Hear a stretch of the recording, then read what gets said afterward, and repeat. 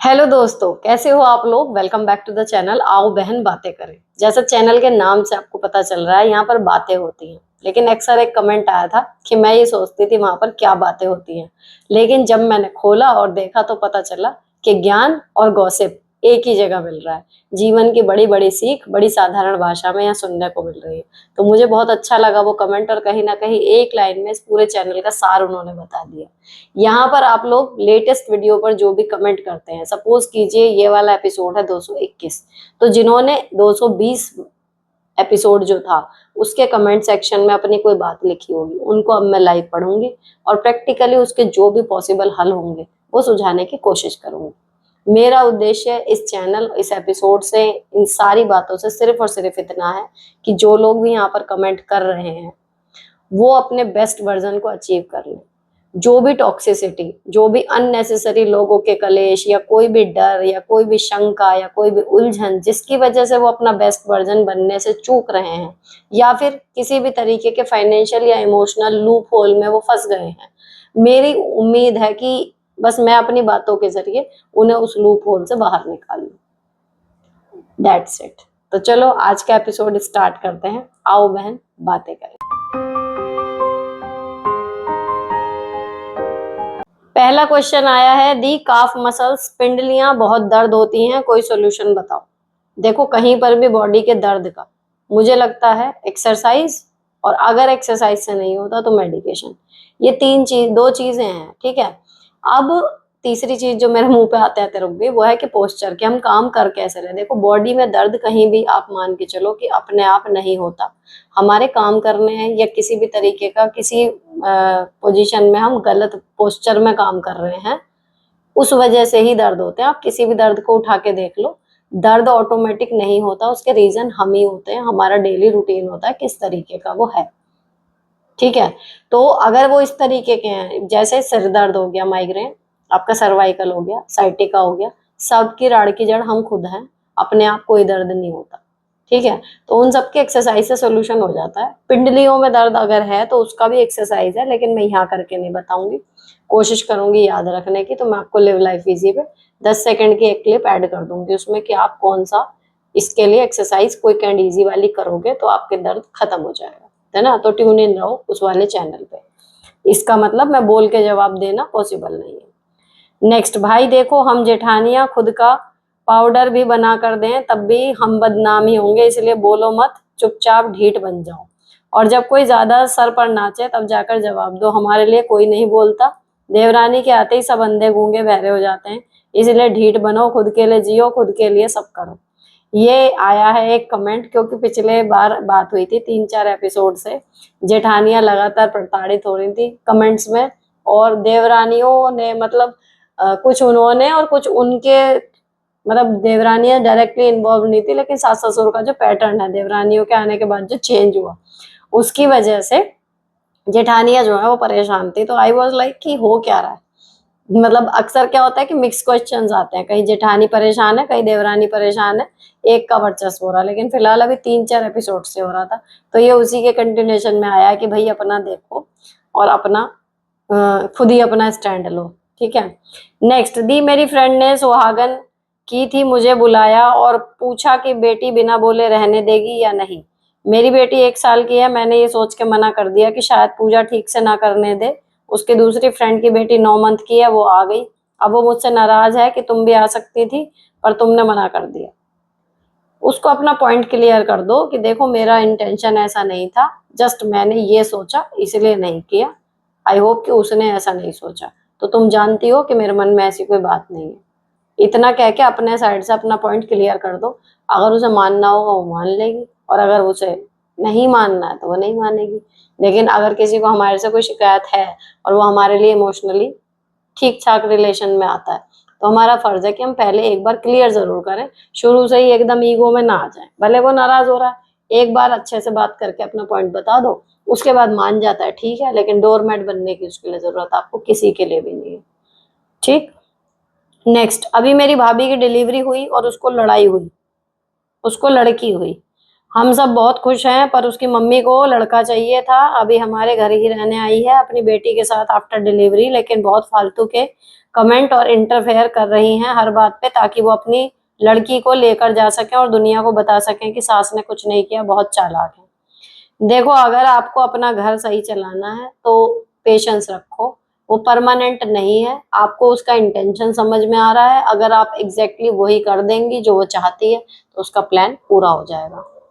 ठीक है, एक तो होता है हमें अंदाजा ही नहीं है, हम कर गए गलती से, लेकिन आपको दिख रहा है कि वो क्या करना चाह रही है, तो वो नहीं करो, पेशेंस रखो। और ऐसा नहीं है कि आपको चुप रह के उसकी सारी बातें सुननी है, आप थोड़ा बहुत विरोध भी करेंगी तो चलेगा। क्योंकि कहीं ना कहीं बिल्कुल ही अगर प्रेम में अंधी हुई लड़की तो बात अलग है, वरना जो आपकी बहू है, जब आप अच्छे से ध्यान रख रहे हो, सब कुछ कर रहे हो, तो उसको नजर आएगा कि यार कर तो ये लोग सही रहे हैं, मेरी माँ फालतू में सीन क्रिएट कर रही है। तो ऐसा नहीं है कि सर से ऊपर पानी चला जाए तो भी आपको सुनना ही है, लेकिन जब तक बर्दाश्त हो सके मेरी सलाह यही है कि बर्दाश्त कर लो, टाइम निकालो, आपकी बहू फिर आपकी रहेगी, है ना। नेक्स्ट, दीदी जंतर मंतर प्रोटेस्ट के बारे में बोली, उन बच्चों का क्या कसूर है जिन्हें लाठियां तक खानी पड़ी। हम भी पढ़े लिखे हैं, मगर ऐसी नौकरी नहीं चाहिए जो वो पुलिस वाले कर रहे थे। लेडीज पुलिस भी थी। बीजेपी पर बहुत गुस्सा आ रहा है। देखो, ये मैं भी आपसे सहमत हूँ, बस मैं इतना बोलना चाहूंगी। बात कितनी भी सही हो, जो हम लोगों के साथ टीईटी का जो मुद्दा हो रहा है गवर्नमेंट टीचर्स को, क्या वो सही है? कहीं कहीं बहुत उम्र वाले अध्यापक हैं, उनको देख के सच में तरस आ रहा है। और कितना प्रदर्शन कर लिया, कितना क्या कर लिया। या शिक्षा मित्रों की जब नौकरी खत्म हो गई थी, वो 40,000 से सीधे आदमी 3,000 पे आ गया, 7,000 पे आ गया। लोगों ने लोन ले लिए थे, बहुत बुरा बुरा बहुत कुछ हुआ है। और बहुत प्रोटेस्ट हुए हैं, लेकिन नहीं सुनती है सरकार, ये तो है। तो फिर भैया वही है कि मतलब क्या ही कहेंगे, इसमें खून खौल के रह जाता है, किलस के रह जाते हैं। लेकिन मैं अभी भी, मैंने एक कमेंट में भी यही लिखा था कि जो लोग पहुंच सकते हैं, दिल्ली में हैं या दिल्ली के आसपास के हैं, जिनके लिए दिल्ली जाना मतलब बहुत बड़ी बात नहीं है, मैं तो कहूंगी कि उन सबको इस धरने में शामिल होना चाहिए, क्योंकि आगे को बच्चे हमारे भी हैं। और ये तो अब धरने की वजह से ये बात थोड़ी हाईलाइट हो गई।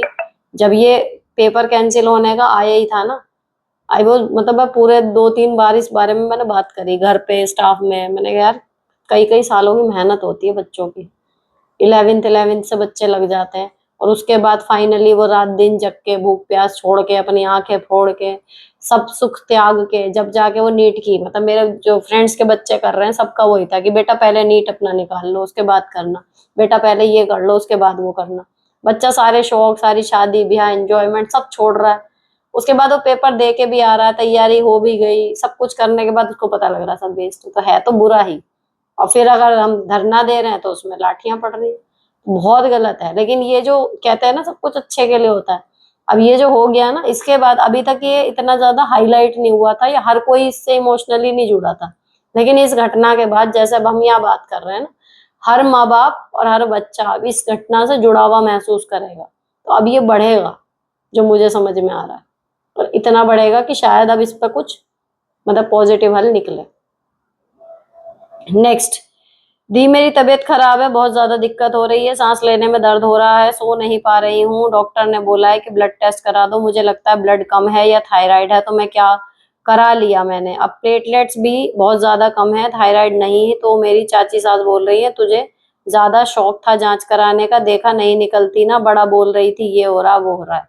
मुझे इतना बुरा लगा, मैंने बोला कि तो क्या आप चाहती थी निकलेगी थायराइड? मैंने जो प्रॉब्लम बताई वो है तो ना, और ब्लड कम है, और ब्लड मोटा हो गया है जिससे पूरी बॉडी में अच्छे से नहीं दौड़ रहा, इस वजह से प्लेटलेट कम है, इसकी वजह से दर्द है बॉडी में, और डिप्रेशन की वजह से दिल की धड़कन बढ़ी हुई है, सो नहीं पाती। तो बोलती हैं अरे ये सब डॉक्टर के चोंचले हैं, कुछ नहीं हुआ है। लेकिन दिक्कत तो है, और रिपोर्ट क्या झूठ बोलकर निकलवाया है, मेरी सास को भड़का रही है।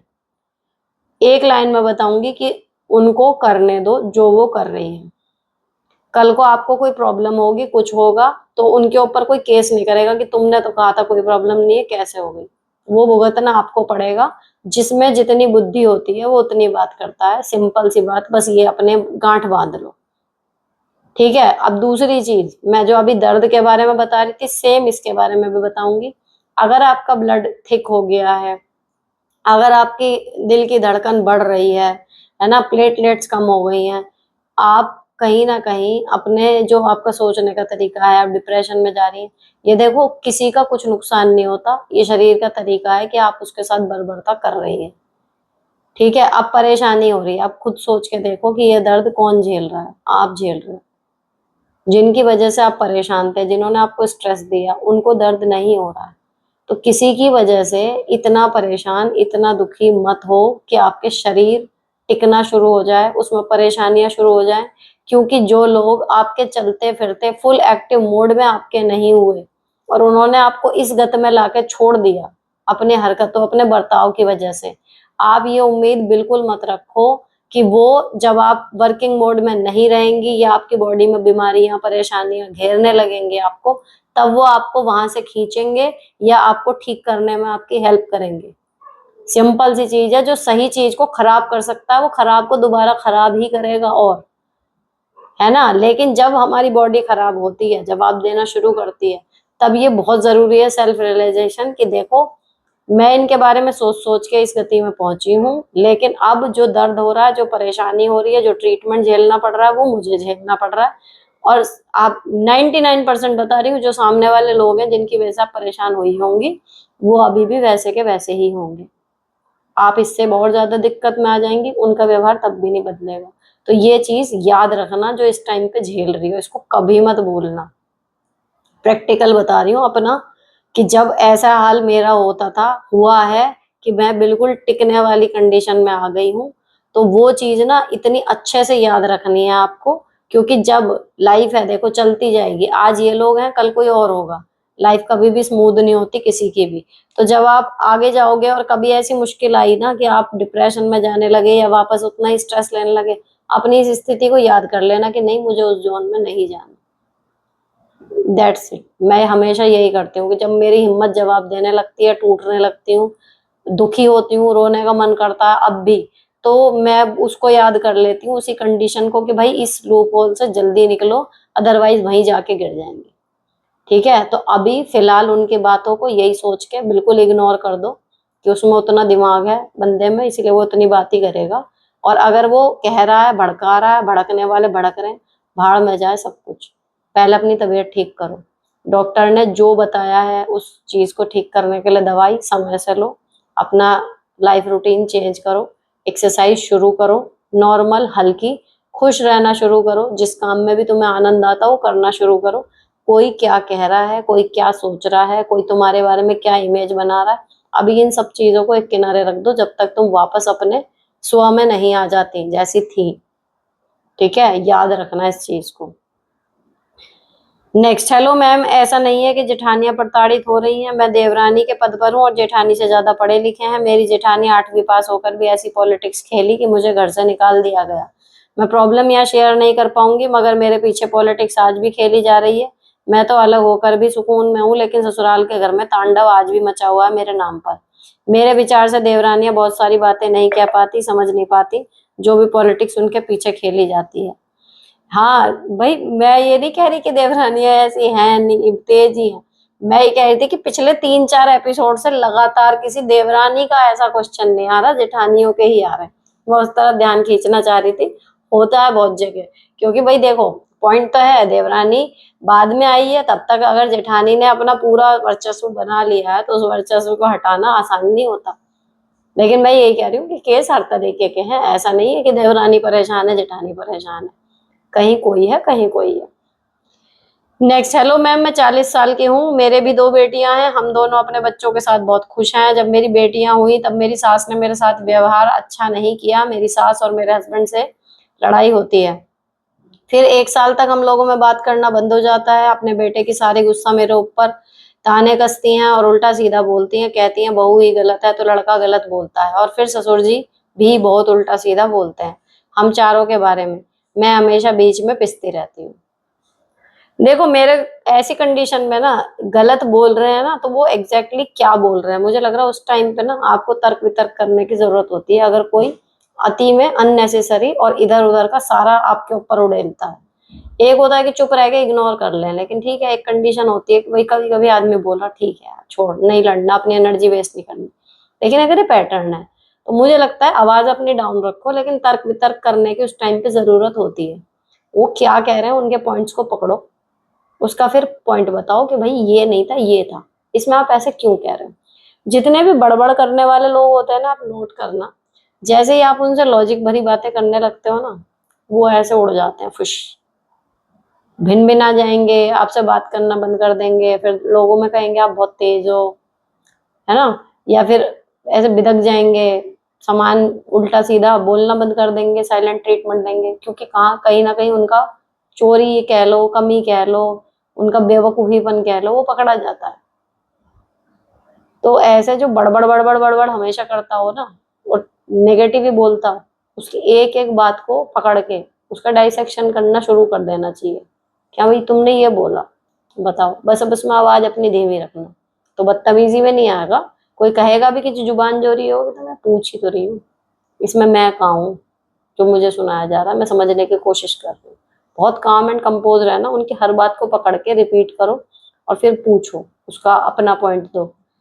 दिन में एक दो बातें भी करनी शुरू करोगे ना, एक दो बार ही करना पड़ेगा, ज्यादा नहीं, समझ जाएंगे कि भाई इससे जो भी बोलेंगे ये तो पकड़ के फिर उसकी बाल की खाल निकाल सकती है। लॉजिक भरी बात करना, उल्टी सीधी बात करना मत। नेक्स्ट, हाय मैम, नंद से छोटी कहा सुनी पर हमें शादी में नहीं बुलाया एंड देवर ने ब्रेस्ट पर हाथ मारा, दोनों कंडीशन में अपने बच्चों के साथ दिया, इन लॉज के लिए मन में खटास आ गई है एंड मायके में छोटी सी इसके कहने पर मम्मी भाई के शादी के इन्फॉर्मेशन छुपाती है, इग्नोर फील करती हूँ, सबको छोड़ देना ओके है। बिल्कुल बिल्कुल, जो आपको पॉजिटिव फील कराए, फुलर फील कराए, आपकी खुशी में खुश हो, आपकी सेल्फ रिस्पेक्ट को दांव पे ना लगाए, ऐसे लोगों को ही अपनी लाइफ में रखना चाहिए, भले वो 2 हो 20 ना हो। नेक्स्ट, दुनिया में कितना गम है, मेरा गम कितना कम है। जी सुनीता जी, मेरे अपने भाई से 3 साल से बातचीत बंद है, मम्मी पापा उसके साथ रहते हैं तो ओकेजनली उनसे मिलने जाती हूँ। लास्ट वीक मेरी मम्मी की थोड़ी तबीयत खराब थी तो मैंने फोन पे बोला कि संडे को मिलने आऊंगी। अगले दिन मम्मी ने मैसेज किया कि वो संडे को मेरे घर आ जाएंगी मिलने के लिए। आकर उन्होंने बताया कि जब उन्होंने मेरे आने की बात भाई को बताई तो भाई बोला कि दीदी को आने से पहले परमिशन लेनी चाहिए। ये बताते हुए मम्मी बहुत रोई। भाई मुझसे 8 साल छोटा है और मम्मी पापा से मिलने के लिए परमिशन की उम्मीद रखता है। पर सच कहूं तो मुझे ज्यादा दुख नहीं हुआ। इस चैनल पर लोगों की इतनी दुर्गति की कहानियां सुनी है कि लगता है दुनिया में कितना गम है, मेरा गम कितना कम है। जी, अब आपने ना देखो, इसमें दुख नहीं हुआ, मुझे लगता है अगर ये चैनल रेगुलर सुनती है कुछ असर इसका भी होगा। मुद्दा क्या है, हमें अपने पेरेंट्स से मिलना है, अब हम वहां जाके मिले या वो यहाँ आके मिले, मिलना था मिल लिए, ठीक है ना। तो इतनी प्रॉब्लम इतनी आंसर उतना रखोगे तो भाई क्या कह रहा है उससे हम फालतू में परेशान नहीं होंगे, ठीक है। थोड़ा सा महसूस होगा लेकिन लेट इट बी, ये वाले उस मोड में चले जाएंगे फिर हम। Next, ma'am I am 47, tuition पढ़ाती हूँ, आपके हर एक वीडियो सुनती हूँ, मेरी लाइफ में भगवान की कृपा से खास कोई मेजर प्रॉब्लम नहीं है, बट एक प्रॉब्लम है, मेरे में पेशेंस बिल्कुल नहीं है। कोई धीरे धीरे काम कर रहा है, तैयार होने में ज्यादा टाइम ले जिससे लेट हो जाए, या 2-3 बार बताने पे भी ना समझे, एकदम ही फालतू के सेंसलेस सवाल करे या एकदम सिली मिस्टेक करे तो मैं बहुत इरिटेट हो जाती हूँ, गुस्सा हो जाती हूँ। मेरे मम्मी पापा भाई बहन सब ऐसे ही हैं, हेरिडिटरी है, बट उसकी वजह से मेरी मेमोरी थोड़ी वीक होती जा रही है। So I want some solution, please कोई सोल्यूशन बताएं जिससे मैं थोड़ा पैशन डेवलप कर सकूं। आपके डांस वाली बात के बाद गुस्से पर कंट्रोल 80% तक सीख गई हूँ, गुस्सा डांस जैसा है वो वाली बात। Thank you in advance and lots of blessing. देखो दूसरा क्या कर रहा है, दूसरे का आईक्यू कितना है, दूसरा कितनी बुद्धिमानी से काम कर रहा है, ये हमारे हिसाब से डिसाइड हो नहीं सकता। अब हम देख रहे हैं, हमें इरिटेशन होती है, आई कैन रिलेट, कई बार हो जाती है, लेकिन हमेशा नहीं होती। पर कई बार होता है कि यार क्या है, मतलब इतना बॉडम कोई कैसे हो सकता है, मेरे मुंह से भी कई बार निकलता है, लेकिन गुस्सा नहीं आता, ताज्जुब होता है कि यार अच्छा, और साथ में एक नई जानकारी जुड़ती है जो मुझे फील होता है लिटरली, अच्छा इतना बॉडम भी कोई हो सकता है। फिर मैं उसके पॉइंट पे आके समझाती हूँ। अब इसमें क्या है, मेरे साथ जो है ना, आप कहते तो समझाते बहुत अच्छा हो, एक पॉइंट इसमें सबसे बड़ा जो मेरे साथ प्लस पॉइंट है वो ये है कि जो हमारे स्टूडेंट्स आते हैं ना, बिल्कुल अनपढ़ फैमिली से आते हैं, उनके घर पे कोई बैकअप नहीं है, तो वो हर बार हमें कोरिलेट की तरह मिलते हैं। इवन 4 दिन बाद अगर बच्चा आया, हम वहां से शुरू करेंगे जहां से उसको छोड़ा था, वो फिर वहां से भी साफ मिलेगा। तो बड़ा पेशेंसली, जहां तक भी उसे अब पिछला याद है, जितने भी दिन पहले तक का जो हमारा स्टेप है कि भाई ये फिर वहीं से जाके हमें दोबारा शुरू करना है, सांप सीढ़ी के गेम की तरह होता है। पेशेंस तो भैया वहां डेवलप हो जाता है हमारा। अब इतने साल हो गए, 23-24 साल, अब दिसंबर में 24 हो जाएंगे। तो पेशेंस तो वहां से डेवलप हो गया कि कोई कितना भी मूड और मूर्ख हरकतें करे, इट्स ओके कहना आ गया कि ठीक है भाई, उसमें उतना ही दिमाग है। ठीक है। दूसरी चीज क्या है कि कोई काम धीरे कर रहा है, सब कुछ कर रहा है, देखो उसमें दो कंडीशन है। अगर वो ऐसा काम है जिसके उसके लेट की वजह से आप भी स्कूल के लिए लेट हो जाओगे या कुछ है, तो तरीका फिर ये है, बजाय उसके पीछे डंडा लेके खड़े होने के कि जल्दी करिए, वो आप अपना उस काम को खुद कर लो। अब सपोज करो आपके हस्बैंड है, उन्हें छोड़ने आपको जाना है, जैसे मेरे जाते हैं, अब वो चले जाए उस टाइम पे नहाने या फ्रेश होने, और उसकी वजह से मैं लेट होने लगूं। मेरी कई सहेलियों के साथ ये प्रॉब्लम थी जिनके हस्बैंड छोड़ने आते थे, वहां परेशानी है। वहां आपको इरिटेशन होना जायज है, क्योंकि भैया उनकी देरी की वजह से आप वहां लेट पहुंचोगे। तब आपको थोड़ा सा उनसे तेज आवाज में या जैसे भी हो कि नहीं ऐसे नहीं चलेगा, करना पड़ेगा। लेकिन दूसरे की स्पीड, दूसरे के आईक्यू, उस पर आप इरिटेट नहीं हो सकते, क्योंकि सीधी सी लाइन एक याद रखो जो मैंने पिछले उसमें बताई है, जिसका जितना दिमाग होता है वो उसी हिसाब से रिएक्ट करता है। आपको मानना पड़ेगा कि सबका एक सा नहीं होता। अगर आपके हिसाब से उनका कम है तो मान लो कि आपका उनसे ज्यादा है, उस हिसाब से देखोगे ना, तो फिर आप हेल्प के नजरिए से उनकी तरफ जाओगे, वैसे नहीं जाओगे। और एक होता है, एक और इरिटेशन वाली में बात आ रही है तो मैं बताऊं कि आदमी है बेवकूफ, ऊतपने की हरकतें कर रहा है, समझ रहा है अपने आप को, वो उल्टा हम पे रौब झाड़ रहा है। ऐसा बहुत होता है मेरे साथ, है ना, स्पेशली ऐसा बहुत होता है। तो कि भाई वो हम पे रौब झाड़ रहा है कि हम उससे कम जानकार हैं, तो उसे सब पता है। ऐसे आदमी को हैंडल करना मेरे लिए हो जाता है कि भाई ये शायद पीक लेवल है मेरे पेशेंस का, कि अब इसे कैसे हैंडल करूं। तो वहां जब मुझे लगता है ना कि नहीं हैंडल हो पाएगा, मैं कुछ फट पड़ूंगी या मैं भी कुछ कह दूंगी कि भाई तू अपनी वो तो देख ले हिसाब किताब, कितना ज्यादा उड़ रहा है। तो वो चीज अगर आने लगती है तो उसे आने से भी पहले मैं कट लेती हूँ उस सिचुएशन से, कि ठीक है भाई तुम सही, हम गलत, बस, और चल दो वहां से। फिर ये होता। नेक्स्ट, मैम मेरी हस्बैंड के साथ तो अच्छी है बॉन्डिंग, बट इन लॉज वाले मुझे गलत समझते हैं, जबकि मैं ऐसी नहीं हूँ। मैं उनके खर्चे उठाने में पीछे नहीं हटती, वो हमेशा मेरी इंसल्ट करते हैं, बात बात पर रिलेटिव्स में मेरी बुराई करते हैं, और वो भी मुझे गलत समझते हैं, पर दिल से करती हूँ मैं जब भी करती हूँ। हर बार उनकी बातें सुननी पड़ती हैं, फिर खुद को सेटिस्फाई करती हूँ कि अगर मैं सही हूँ तो खुद को जस्टिफाई क्यों करूँ। फिर भी कभी कभी लो फील करती हूँ, सास ससुर लड़ाई करके जाते हैं, मरने जीने का खत्म करके जाते हैं, फिर आ जाते हैं। इतने टॉक्सिक है, मैं फिर भी सब छोड़कर भूल जाती हूँ और उनकी करती हूँ, क्यों, मेरी ड्यूटी है। पर लोग जो करता है उसे ही क्यों सुनाते हैं? क्योंकि इतना होने के बाद भी जब रिएक्शन नहीं आता तो वो लोग आपको ट्रीट करते हैं एज अ डोरमैट या एज अ पंचिंग बैग, या उसको कुछ भी कर लो, फर्क कुछ नहीं पड़ना, दैट्स इट। तो उस कंडीशन से बाहर निकलने के लिए आपको फर्क अपने ऊपर पड़ना दिखाना पड़ेगा, चाहे एक सेंटेंस ही हो, पलट के आपको बीच में बोलना पड़ेगा, ठीक है ना। और दूसरी चीज कि अगर हम सही हैं तो खुद को जस्टिफाई क्यों करें? हर बार, ये मेरे को भी ऐसा लगता था, लेकिन हर बार ये चीज काम नहीं आती। जब जहां मौका लगे, अगर कोई आपकी गलत इमेज बना रहा है तो आप अपनी सही और ट्रू इमेज रखने से पीछे मत हटो। एक बार पहले ही बात हुई थी, एक कॉमेडी मूवी थी गोविंदा, उसमें चाचा जी बना हुआ था, मुझे नाम याद नहीं आ रहा। तो संजय दत्त उसको बोलता है कि चाचा जी आप अपना इतना क्यों बता रहे हैं कि हम कितने अमीर हैं। तो वहां गोविंदा का एक डायलॉग आता है, था कॉमेडी सीन, लेकिन वो कहीं ना कहीं प्रैक्टिकल में बड़ा काम का लगा मुझे, कि अगर हम बताएंगे नहीं हम कितने बड़े हैं तो उसको पता कैसे चलेगा हम कितने बड़े हैं? पता नहीं क्यों that line hits me differently, कि यार सही में अगर हम अच्छे हैं, हम कर रहे हैं, सब कुछ है, लेकिन हम अपना बता ही नहीं रहे किसी को भी, मौका है तब भी नहीं बता रहे, और सामने वाले ने कह दिया कि ये तो बेकार है, ये तो कुछ करती नहीं। तो हमारी तो वही इमेज जा रही है ना जो बताई जा रही है, हम तो बता ही नहीं रहे कुछ। घर में हम क्या कर रहे हैं वो कौन देख रहा है?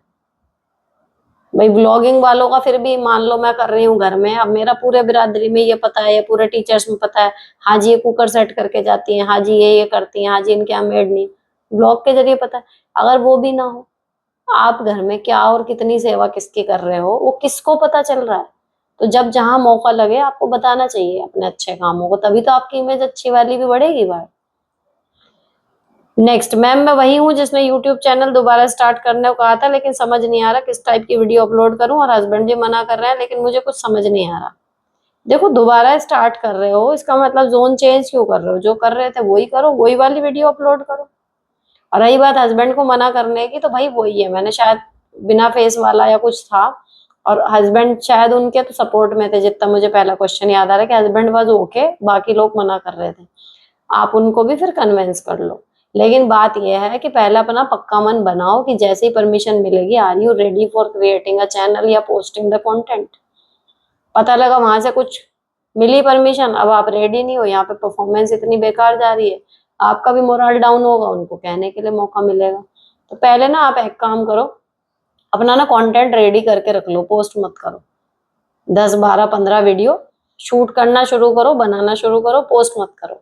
और उधर अपने हस्बैंड को कन्विंस करते रहो, और जैसे ही वहां से परमिशन मिलेगी आप पोस्ट करना शुरू कर देना। थोड़ा सा आपको भी होश सा रहेगा कि पहले से कंटेंट स्टार्ट है मेरे पास बना हुआ है, तो बस पोस्ट करना है, हेक्टिक नहीं रहेगा। नेक्स्ट, रोज की सफाई के लिए कुछ टिप्स। मुझसे हो नहीं पाती, घर भी छोटा है, बट 10 out of 10 का, और मुझे इतनी दिक्कत नहीं है, एटलीस्ट अपना तो है, पर मैनेज नहीं कर पाती, सामान बिखरा रहता है, please help how to manage. Picture perfect ना रहे पर साफ तो रहे। देखो साफ करने का वही है, बजाय हफ्ते में एक दिन बहुत ज्यादा रगड़ने के, आप कीप ऑन वाली आदत संभाल लो। बिखरे को तो देखो मेरा भी बिखरा रहता है बेडरूम, हालांकि यूट्यूब पे दिख रहा है, हजारों लोग देख रहे हैं, फिर भी आपने देखा होगा कि चीजें जो है वो छोटी छोटी छोटी छोटी वो रखी रहती है। वो जिंदगी के निशान है, अब क्या करूं।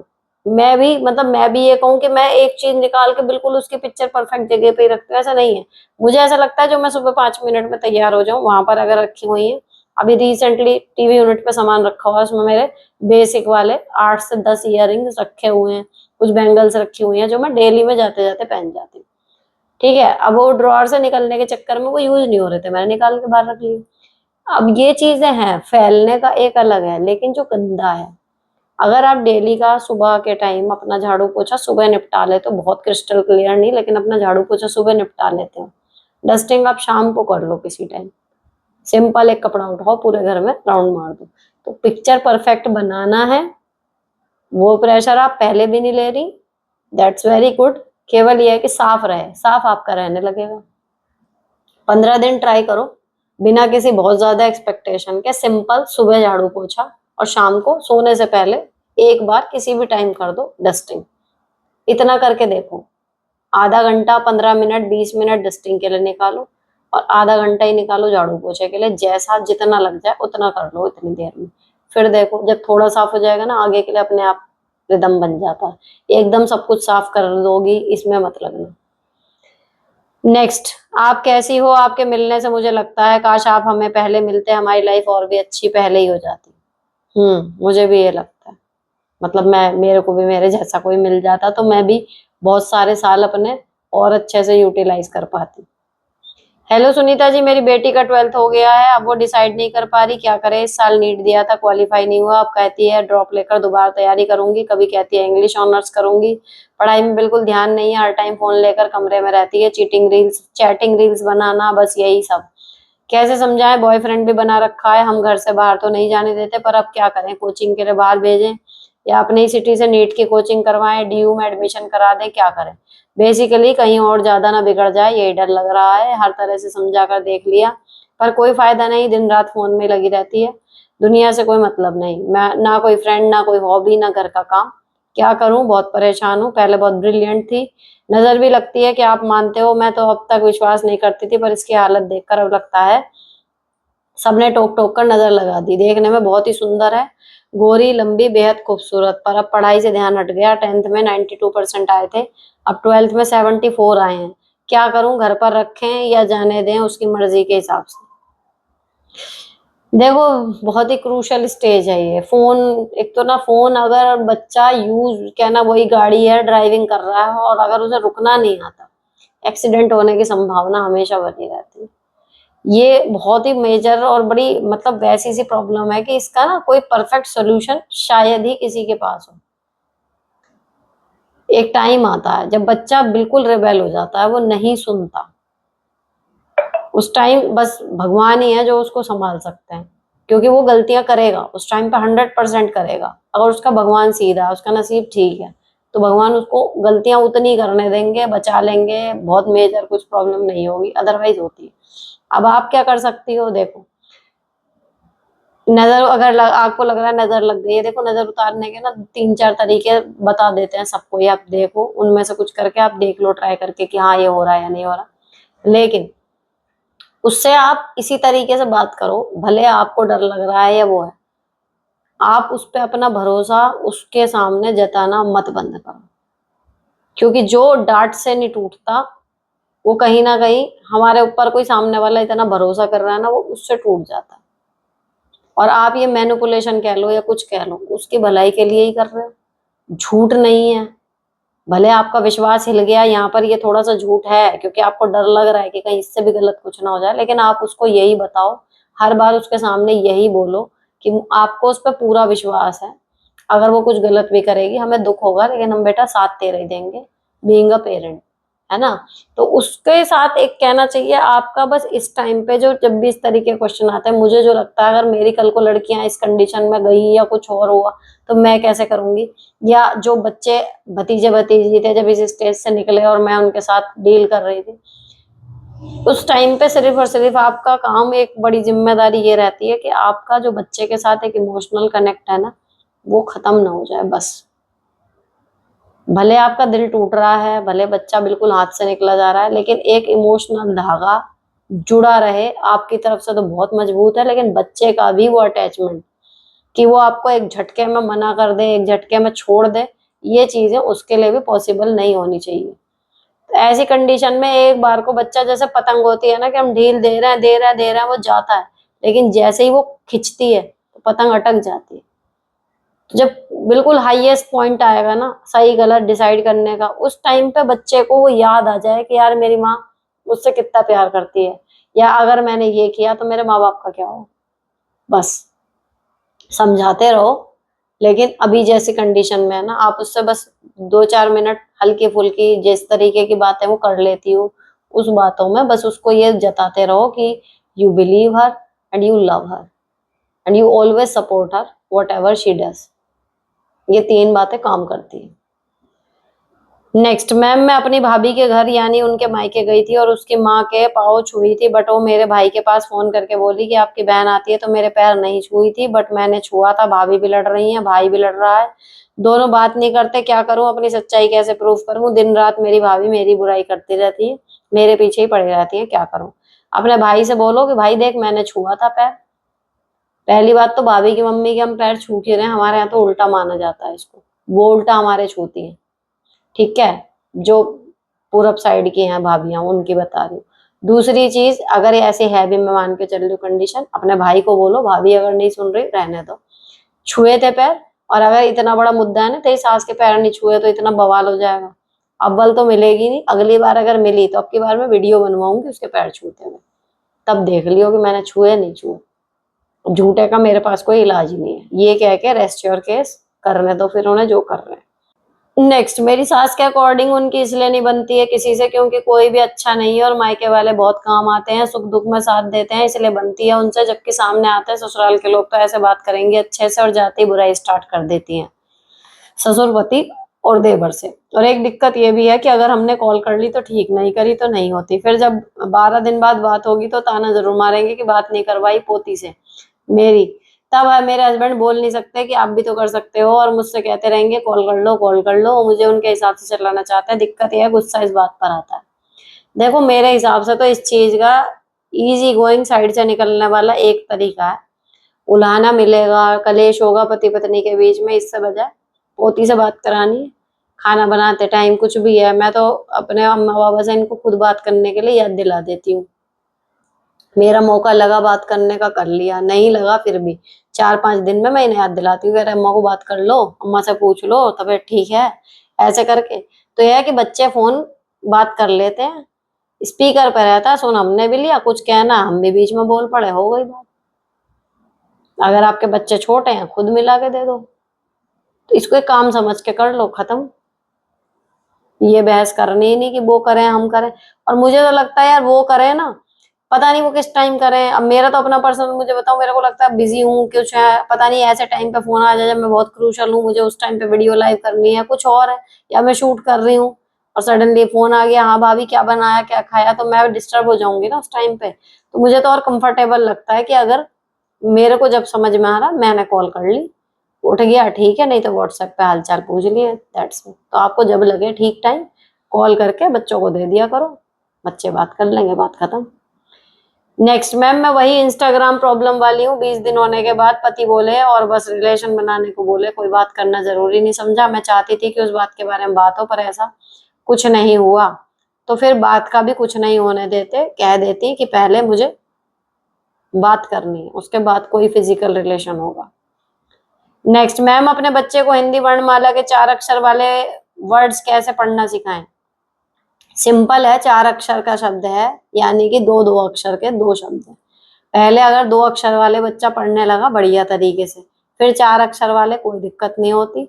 सपोज करो आपको अदरक पढ़ाना है, आपने बोला आधा, तो उसको पहले से पता है आधा आध, वो बोलेगा अध, कहना अब इसे अध को याद रखना, फिर र का होएगा रख, फिर अध रख, अध रख, अदरक, ऐसे करके आप उंगली से 5 6 10 वर्ड, जितना बच्चे का आईक्यू है उसके हिसाब से। मेरे स्कूल के बच्चों को तो मुझे 40 40 शब्द कराने पड़ते हैं, 2 2 दिन लग जाते हैं, तब जाके भी अगर वो कर गया तो मैं मान के चलती हूँ कि बच्चा होशियार है, लेकिन कर लेते हैं। तरीका यही सही है कि पहले 2 अक्षर वाले शब्द बढ़िया जुड़वा दो, फिर यही है कि पहला टुकड़ा याद रखो, दूसरा याद रखो।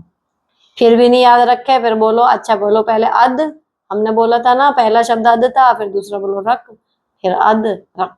एक बार नहीं बोल रहा, उसे 5 बार बुलवाओ, बोलो अध रख, अध रख, फिर उसका दिमाग कहीं जाके जोड़ लेगा कि अच्छा अध रख।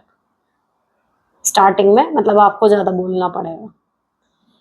नेक्स्ट, मैं हेलो दीदी, आपकी वीडियो बहुत अच्छी लगती है, मेरा किसी से ज्यादा लंबा व्यवहार नहीं चल पाता, जैसे उनकी चालाकियां समझ में आती है मेरा उनसे झगड़ा हो जाता है, मुझे लोगों को डील करना नहीं आता, कृपया रास्ता दिखाएं। पति कहते हैं तुम समझे कि सामाजिक नहीं हो। मुझे भी यही सुनने को मिलता था कि मैं सामाजिक नहीं हूँ, मतलब मेरी एक फ्रेंड ने कहा था कि तुम तो हमारे सर्कल में सरवाइव ही नहीं कर पाओगी, तो मेरा तपाक से जवाब था क्यों, वहां सब झूठे हैं क्या? मेरी झूठों के साथ ही प्रॉब्लम होती है। तो लेकिन बात यह है, अब जो मेरे इस सोच में फर्क आया है कि हाँ मैं कहाँ गलती कर रही थी। देखो वही बात पिछली बार भी आई थी, पता नहीं आपकी आईडी से ही था। हम गलती वहां कर जाते हैं कि हम सोचते हैं जैसे हम हैं, जैसे भी हम हैं वैसी ही दुनिया रहे, वो नहीं हो पाता, फिर हमारी बात खराब हो जाती है। रही बात झूठ की, सत्य हरिश्चंद्र आज के टाइम पे कोई नहीं है जो कभी भी कहीं भी झूठ ना बोलता हो। इरिटेशन केवल और केवल उनसे रखो जो बिना मतलब के झूठ बोलते हैं। दूसरी चीज, कोई हमें बुरा लगता है ठीक है, उससे हम नमस्ते रखेंगे, ठीक ठाक हालचाल, जो मतलब एक शिष्टाचार भरी बात होती उतनी, लेकिन उसके आगे बिल्कुल उसी की कटोरी में खाना, गलवैया करना और ऐसे दिखाना कि भाई बहुत हम तो तुम्हें मानते हैं, वो गलत है। ठीक। दूसरी चीज वही है, उनकी चालाकियां समझ के जो हमारा व्यवहार खराब हो रहा है, उसका मैंने बिल्कुल एक तोड़ निकाला है। पिछली बार भी यही बात हुई थी। अपने दिमाग में डिफॉल्ट सेटिंग ये रखो कि भैया दुनिया ऐसी ही है, हर कोई जिससे आप बात कर रहे हो, जिसके साथ आप टर्म्स हैं आपके, आपके पीछे मुड़ते ही वो आपको गाली दे सकता है, वो आपके एंटी बोल सकता है, समय आने पे वो धोखा दे सकता है। ये डिफॉल्ट सेटिंग रख लो। अब इसमें सब लोग ऐसे नहीं होते, सब लोग ऐसे नहीं होते, बहुत लोग ये कहेंगे, तो ऐसा है अगर वो ऐसे नहीं है, उन्होंने हमें धोखा नहीं दिया, हमारी पीठ पीछे बुराई नहीं करी, तो हमें लगेगा कि वाह बोनस है ना, फिलहाल के लिए, वन टाइम के लिए। उसके ऊपर भी ये नहीं कि एक बार नहीं करी तो हमेशा नहीं करेगा।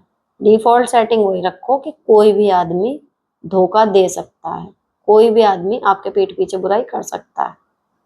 ये ऐसा करने से जब वो एक्चुअल में बुराई करते हैं, एक्चुअल में जब हमें धोखा देते हैं, एक्चुअल में बैक बाइटिंग करते हैं, तो हमें बुरा नहीं लगता, क्योंकि हम ऑलरेडी प्रिपेयर्ड हैं,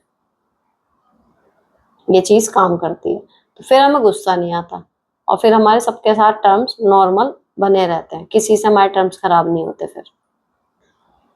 नेक्स्ट, सुनीता जी नमस्ते, मैं भी टीचर हूँ, मेरी ससुराल में वैसे तो पैसा है, वो ब्लॉक है, पति बहुत कम कमाते हैं, मेरी सास ने गलत किया, ज्वाइंट का मकान 200 गज पूरा तैयार डबल 2 भाइयों को दे दिया, जबकि दोनों वेल सेटल्ड है। मैंने अपना मकान बनाया जो केवल 80 गज का है, मैंने अपनी कमाई से उसे डबल तैयार करवाया।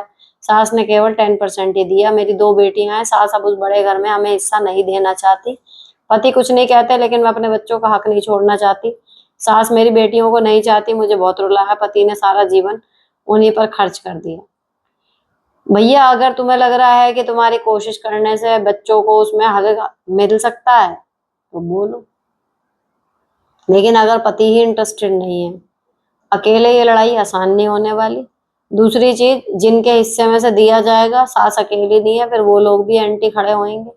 मुझे तो जो मानसिक शांति वाला रास्ता नजर आ रहा है वो ये है कि जितना दे दिया ठीक है, जो नहीं दिया ठीक है। अभी उम्र खत्म नहीं हुई, कमाओ, आपकी बेटियों के नसीब में होगा तो आप ही इतना कमा लोगी जितना उन्हें वहां से मिलना था। नेक्स्ट, दीदी मेरी फैमिली में 5 मेंबर है। मैं, पति, सास ससुर, डिवोर्स, जेठ जेठा जेठ जेठ कुछ काम नहीं करते, ना घर का ना कमाई। मेरे हस्बैंड ही कमाने वाले हैं। सास कुछ काम में हेल्प नहीं करवाती, बस पैर दर्द का बहाना लेकर बैठी रहती है। मेरा बेबी है, बस बेबी को रखना जितनी जिम्मेदारी, जितनी देर मैं काम करती हूँ।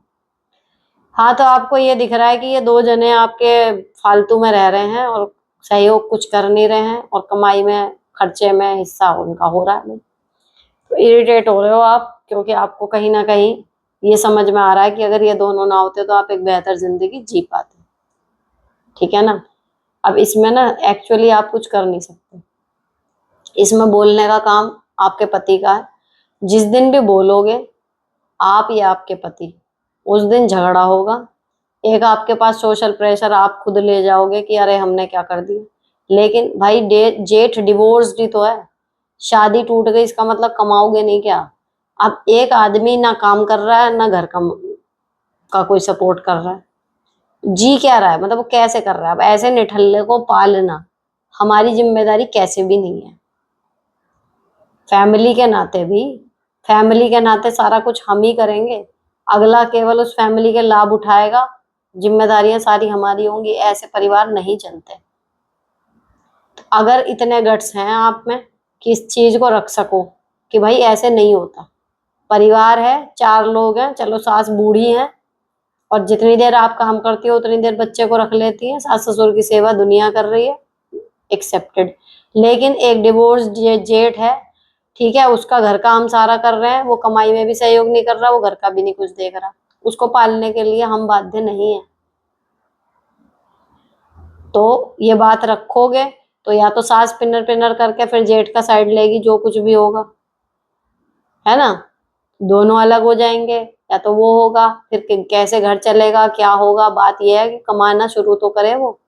तो कुछ एक हार्श वर्ड आप बोलना, मतलब अगर मैं आपकी जगह होती तो शायद मैं ये पॉइंट उठाती कि भाई ऐसे नहीं होता, घर में रहो, उससे कोई दिक्कत नहीं है, फैमिली ज्वाइंट है कोई दिक्कत नहीं है, लेकिन फैमिली है तो सब लोग योगदान करें उसमें, ऐसे नहीं होता।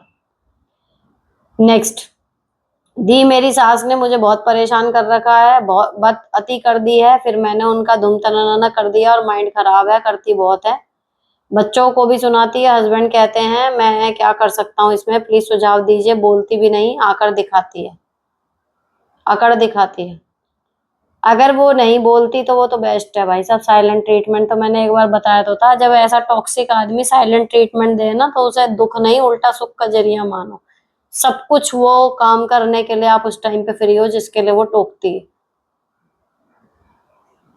ठीक है, और आपने कर तो दिया ही है धूम धड़ाना, बस फालतू बोले फिर कर देना।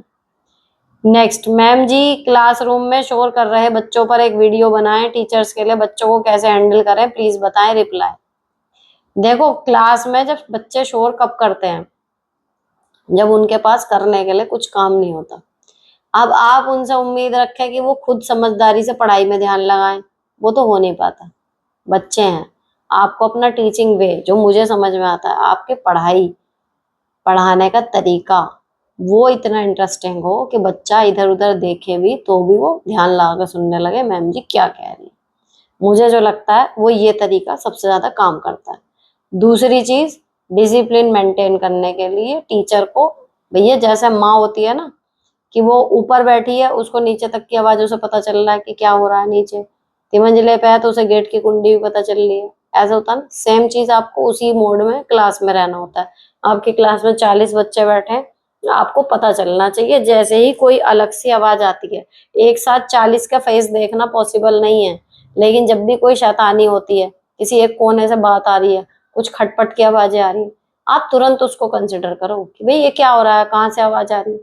बच्चों को एक बार ये समझ में आ जाता है ना कि हम मैम की नजर से छुप नहीं सकते, आधी शैतानियां आधा शोर तो वहीं खत्म हो जाता है। जो पहली आवाज उठा रहा है, जो पहली शैतानी शुरू कर रहा है ना, उसको ही आड़े हाथ ले लो, बुला लो, खड़ा करो सीट पे, उससे सवाल जवाब करो, बीच में छोड़ के जो समझा रही हो। तो बच्चों को ये समझ में आएगा कि भैया ये जब तक सब शांत नहीं होंगे ये टोकती रहेगी, डांटती रहेगी। और ये हमेशा नहीं करना होता है, स्टार्टिंग में आप करना शुरू करो, ज्यादा बार बोलना पड़ेगा। बोर्ड पे लिखते लिखते कितनी बार होता है, बोर्ड पे लिख रही हूँ, 3 प्रश्न उत्तर भी कराने में ना मुझे 5 बार मुड़ना पड़ जाता है, क्योंकि बच्चों को लगता है हाँ कह दिया चुप हो गए फिर शुरू हो गए, हाँ कह दिया चुप हो गए फिर शुरू हो गए। तो मुझे बीच में, मैं हर बार रोक के, मैंने बोला ना बात नहीं करनी है, काम शुरू करो, मैंने बोला ना अरे ध्यान से सुनो, कोई बात नहीं करेगा। आपको ये दिखाना पड़ेगा कि भाई मैं मैम हूँ, मेरी नजर से क्लास का कोई कोना, कोई बच्चा बच नहीं सकता, तब शोर खत्म होता है। और सबसे बड़ी चीज वही है कि शोर होएगा ही नहीं अगर आप उन्हें काम में लगा के रखोगे। मुझे पर्सनली, जब मैं इतनी सारी क्लास एक साथ लेती हूँ, तो मेरे को पर्सनली ना उनको उनकी कॉपियां चेक करना या उनको पढ़ाने के लिए एक्सप्लेन करना वो ज्यादा आसान लगता है। क्योंकि अगर मैं सोचूं मेरे सब्जेक्ट्स हो गए, या आज 5 नहीं करा रही मैं 3 ही करा दूं, या अब मैं थक गई मैं बैठ जाऊं, वो 15 मिनट खाली बैठ के जो शैतानी वो शुरू करेंगे ना, उसको हैंडल करना मुझे ज्यादा मुश्किल लगता है। तो अगर 2 बजे छुट्टी का टाइम है बच्चों की, तो मैं 1:59 तक उनको बिजी ही रखती हूँ। ओरल में, रिटन में, किसी भी काम में छुट्टी का बिल्कुल टाइम हो जाएगा तब तक भी मेरे बच्चे लगे हुए होते हैं। वो मुझे ज्यादा आसान लगता है कि भाई इनको डिसिप्लिन में रखना है तो इनको काम में लगाए रखो, कॉपी चेक करनी पड़ेगी ना, करो, लेकिन लगाए रखो। नेक्स्ट, हाय मैम, मैं आपको लिव लाइफ इजी वाले चैनल से फॉलो कर रही हूँ, मैं आपकी बहुत बड़ी वाली फैन हूँ, थैंक यू। मैं फोन में आपकी वीडियोस के अलावा कुछ देखना पसंद नहीं करती। मेरी एक प्रॉब्लम है, मेरी MIL को मेरे किसी काम में तो कोई गलती नजर नहीं आती, बट जब हम खाना खाने बैठते हैं तो रोटी को बार बार मेरे हब्बी को दिखाती रहती है कि सारी रोटी कच्ची बनाती है। ऐसा नहीं है मैम, वो जानबूझकर करती है, बाकी कोई और मेरी रोटी कच्ची नहीं बताता, मैं क्या करूँ? अगर कुछ बोलूं तो अलग बनाना शुरू कर देती हैं। मैं वही हूँ, एडॉप्टेड हबी वाली वाइफ। अगर इस लायक हैं तो एक इसका प्रैक्टिकल वो हो सकता है कि मम्मी रोटी आप सेक दिया करो, बिल्कुल उसमें नॉर्मली कहो, बेल मैं दिया करूंगी, सेक आप दिया करो। फिर कहेंगी ना भैया ना ये वो, थोड़ी और ज्यादा सेको उनकी। कीप ऑन ट्राइंग कि क्या चीज काम करती है, लेकिन यहाँ पे आके वो देखना फिर कि आप सेक दिया करो, मैं बेल दिया करूंगी, नहीं तो अपनी सेक लिया करो एटलीस्ट। बस बाकी लोगों को तो ठीक ही लग रही है, अपनी 2 रोटी आप खड़े होकर सेक लिया करो, बेल मैं दूंगी। तो ये हो गया क्या ना, प्रॉब्लम जो सुन भी रहा हो ना हस्बैंड या कोई और भी, वो उसको लगेगा कि भाई ये प्रॉब्लम प्रॉब्लम प्रॉब्लम करे जा रही है माँ, लेकिन बहू जो है वो सोल्यूशन के साथ आ रही है। नेक्स्ट, हाय दी नमस्ते, मैं अपने हस्बैंड के साथ रहती हूँ, 6-7 महीने बाद उनकी पोस्टिंग दूसरी जगह होगी तो मैं ससुराल रहने चली जाऊंगी। 2 साल से उनके साथ रह रही हूँ, लेकिन हमारे ऊपर बहुत कर्जा था तो कुछ भी इंजॉय नहीं कर पाई, बस पैसे बचाए और कर्जा कम करने में लगा दिए।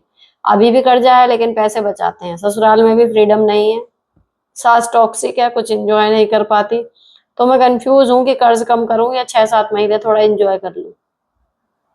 पहले कर्ज ही चुकाओ, इट्स टेम्परेरी। और अपनी एंजॉयमेंट जो है ना, देखो जरूरी नहीं है कि बहुत बड़ी चीजें हम खरीदें जब भी एंजॉय कर पाएंगे। बिना ज्यादा पैसे खर्च किए अपने आप को खुश कैसे कर सकती हो वो चीज आप करती रहो।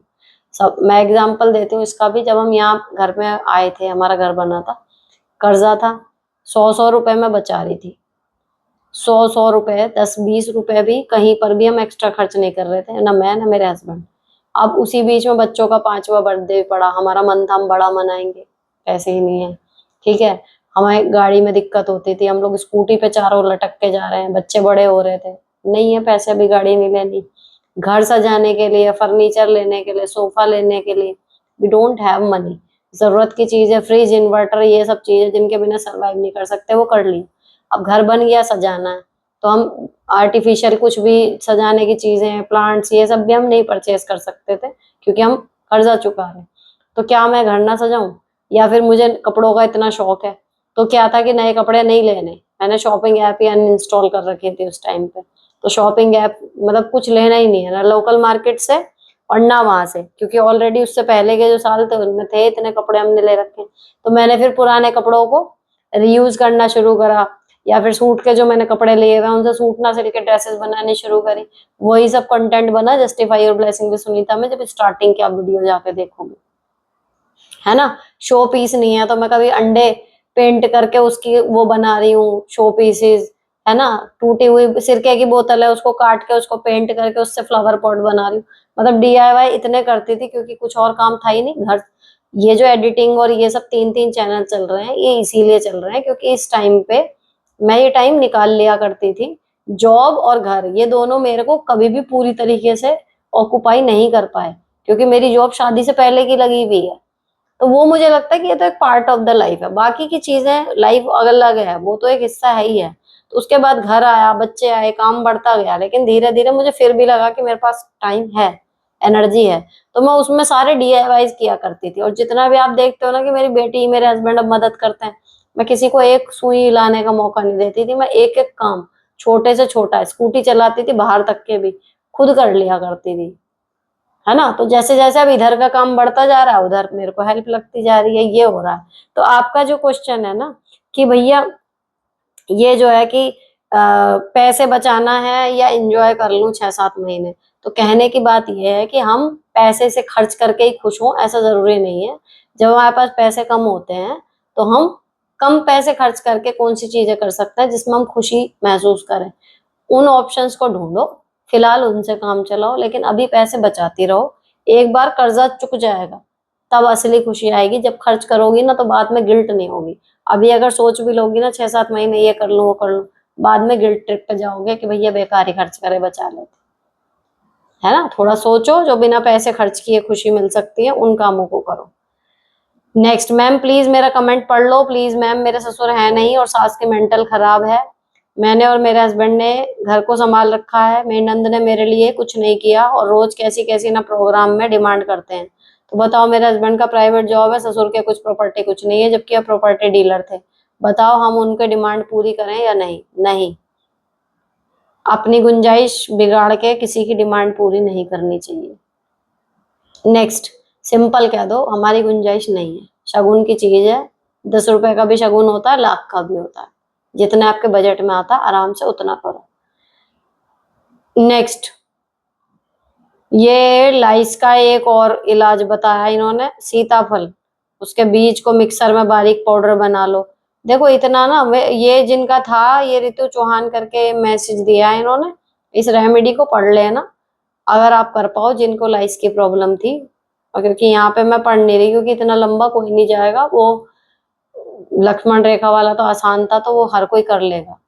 नेक्स्ट, हेलो दीदी, मेरी अपनी सास के साथ पहले बड़ी अच्छी बॉन्डिंग थी, मेरी शादी को 10 साल हो गए हैं, पर 1-2 साल से टोन मारती हैं, फिर मेरा मन नहीं करता उनसे बात करने का। जब मतलब हो कहीं जाना हो तो अच्छी बन जाती हैं, और जब मर्जी हो टोन मारती हैं, फिर मेरा मन नहीं करता बात करने का। जॉइंट फैमिली में रहती हूँ, क्या करूँ प्लीज रिप्लाई। तो आप भी ऐसे ही करो, जब थोड़ा बहुत मूड ठीक हो थोड़े बहुत बात कर लो, मन तो मिलता नहीं है ऐसा आदमी से, लेकिन फॉर्मल बातचीत कभी भी बंद मत करना।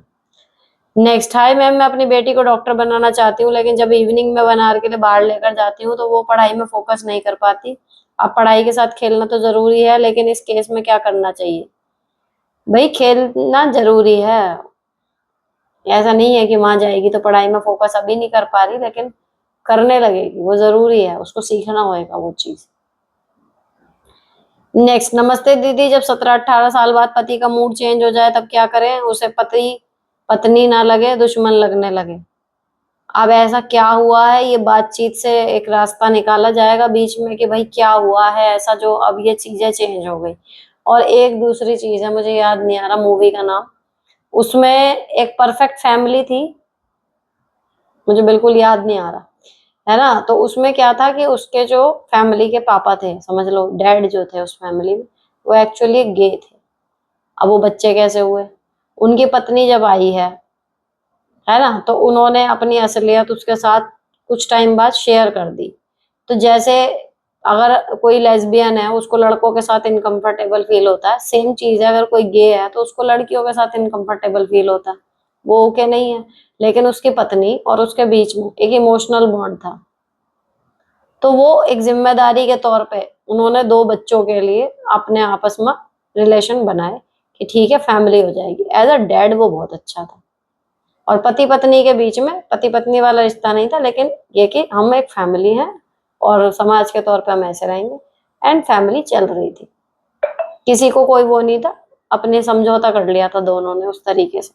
ठीक है, तो अगर आपका मुद्दा सुलझ जाए, आपको बात करनी होगी। देखो एक होता है शुरू से ही नहीं बनी बॉन्डिंग, 17-18 साल बाद ऐसा क्या हुआ है, प्रॉब्लम है, बात करो, नॉर्मल बात करो, ज्यादा मत करो, तो मेक हम कंफर्टेबल कि वो बात करे आपसे हुआ क्या है, या फिर आप अतीत के पन्ने खंगालो कि इस बीच में ऐसा क्या क्या हुआ है,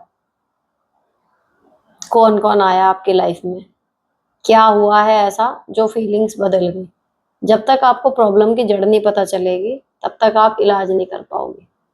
यहाँ मैं आपसे ये नहीं कहूंगी कि उसका इंटरेस्ट खत्म हो गया तो आपको भी क्या पड़ी एंड ऑल दैट, नहीं। आपको पहले पता लगाना चाहिए कि इंटरेस्ट क्यों खत्म हो गया। नेक्स्ट, हाय दी, मेरी प्रॉब्लम थोड़ी अजीब है। हमने दूध का हिसाब 3 मंथ का अब किया है दी, जून का हिसाब में थोड़ी दिक्कत हो गई, उनको एक्स्ट्रा पैसे दे दिए क्योंकि बीच में मैं बीमार हो गई थी तो ध्यान नहीं रहा। कहाँ लिखा, अब मिल गया लिखा हुआ, क्या करूं, हस्बैंड को बोला तो कहते हैं कोई नहीं गए तो, पर मेरे दिमाग से बात नहीं निकल रही, क्या कहेंगे वो लोग, अच्छे बेवकूफ इंसान है, क्या करूं दी। मैं मान के चल रही हूँ कि कितने पैसे एक्स्ट्रा दे दिए होंगे आपने। ठीक है, अब 2 बातों में से एक बात आपको डिसाइड करनी पड़ेगी। अगर आप टोकोगी, है ना, तो आपको लग रहा है कि वो कहेंगे कि क्या बेवकूफ इंसान है, और अगर नहीं टोकती हो तो आपको वो बेचैनी हो रही है कि भाई मेरे पैसे फालतू में वेस्ट हो गए। अगर मैं अपने आप को इस कंडीशन में रख के देखूं तो मुझे लगता है कि वो क्या सोचेंगे वो इतना इम्पोर्टेंट नहीं है, लेकिन जो पैसे ज्यादा देने की वजह से मैं सोच रही हूँ वो ज्यादा इम्पोर्टेंट है, वो मुझे परेशान कर रहा है। तो मैं जाके कह दूंगी कि भैया पिछली बार ये लिखा हुआ पर्चा मिल गया, मैं बीमार थी, मैंने बिना देखे दे दिया, इतने पैसे बैठ रहे हैं, इसको इस महीने एडजस्ट कर लेना। और 99% वो यही कहेगा कि अच्छा भाभी जी ठीक है। नेक्स्ट, दीदी आप 1 टाइम सेशन क्यों स्टार्ट नहीं करते, मुझे बहुत जरूरी है मैं किसी से खुल के बात कर सकूं। देखो मुझे नहीं लगता यहाँ पे 1 टाइम सेशन स्टार्ट करने के लिए, ना तो एक तो पहली बात मैं एलिजिबल नहीं हूँ, मेरे पास कोई साइकेट्रिस्ट की डिग्री नहीं है। दूसरी चीज, 1 टाइम सेशन के लिए बैठना, टाइम मैनेजमेंट मेरे लिए मुश्किल हो जाएगा। तीसरी चीज, 1 टाइम अब सेशन में 1 to 1 लूंगी तो ऑब्वियसली उसका चार्ज होगा, तो हर आदमी चार्ज पे करके, है ना, एक अनऑथोराइज्ड आदमी से अपनी मेंटल प्रॉब्लम क्यों डिस्कस करेगा। अभी यहाँ पे सब कुछ फ्री है तो हर कोई अपना मतलब दिल खोल के रख देता। अब ये दूध का हिसाब तक यहाँ पे पूछ रहे हैं लोग, तो मुझे लगता है इसीलिए कि एक हेल्पिंग वाला जो मेरा मोटिव था इस चैनल को शुरू करने का वो ऐसे ही पूरा होगा। 1 on 1 करते ही फिर ये मतलब कमर्शलाइज हो जाएगा इसका सारा उद्देश्य। नेक्स्ट, हेलो दीदी कैसी हो आप, प्लीज बताइएगा, टिप्स दीजिएगा, how to detach from person. देखो डिटैच तो आप ऑटोमेटिक हो जाते हो जब आदमी की असलियत नजर आती है, और जिस दिन आपको ये फील होता है कि एक्चुअली इस संसार में आपके सिवा आपका कोई नहीं है। ठीक है, तो वो तो मेच्योरिटी आते आते आ जाएगी अपने आप, आपके जीवन के कटु अनुभवों के चलते। दूसरा, शादी के लिए 3 रिश्ते देखे, एक एक करके ऐसा हुआ, एक लड़के से बात हुई 2-3 बार, मैंने फिर कांटेक्ट नहीं किया, तो कुछ दिन बाद पता चला उसका रिश्ता कहीं और फिक्स हो गया। फिर दूसरे वाले ने 1 मंथ बात की, फिर मिलने आया, मिलने उनके उसने ऐसी वैसी बातें बोली तो मुझे अच्छी नहीं लगी, मैंने कॉल पे बोला तो कहता आप देख लो जैसा ठीक लगे बता देना। फिर मैंने ही कांटेक्ट नहीं किया, उसका भी रिश्ता हो गया। तीसरे को मैंने मना कर दिया क्योंकि वो बहुत बोलता था, मेरी कुछ नहीं सुनता था, मुझे फील नहीं आया। अब वो जो लड़के थे वो खुद कांटेक्ट नहीं किए मुझसे, और मेरे अलावा भी बात चल रही होगी लड़कियों से, तभी रिश्ता फिक्स हो गया तुरंत उनका। ये लड़के वाले ऐसा क्यों करते हैं, क्या मैं ही कुछ गलती कर रही हूँ। मेरी मम्मी कह रही है बात करने से बात बिगड़ जाती है तुम्हारी, बट वो लोग ही बात कर करते हैं। मैंने कभी कॉल नहीं लगाया खुद से, और फिर खुद बंद भी कर दिया। बट जिन लड़कियों के साथ उनका रिश्ता हो, मुझसे दिखने में तो इतनी अच्छी नहीं थी, देन क्या कमी है मुझ में, जरूरी नहीं है कमी आप में हो।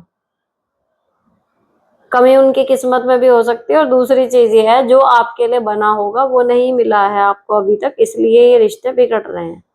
अब इस मामले में जो मेरा टाइम था, मेरी मम्मी को ऐसा लगता था कि मेरी गुड़िया को तो कोई मांग के ले जाएगा, इतनी अच्छी है। मुझे देख के कहती थी इसके लिए तो मुझे बिल्कुल नहीं कहना पड़ेगा, कोई आएगा और मांग के ले जाएगा कि अपनी लड़की दे दो हमें। और मजे की बात देखो कि मैं पढ़ी लिखी हूँ, सरकारी नौकरी पर थी, और अपनी बहनों में देखने में ठीक मैं ही थी सबसे ज्यादा, मतलब वो बुरी नहीं है लेकिन मैं गोरी थी कहना उनसे। और उसके बाद भी जो सबसे ज्यादा कहना चप्पल घिसी गई मैं मेरी माँ की, रिश्ता ढूंढते ढूंढते मेरे लिए ही घिसी। इतनी जगह से मना हुआ, इतनी जगह से।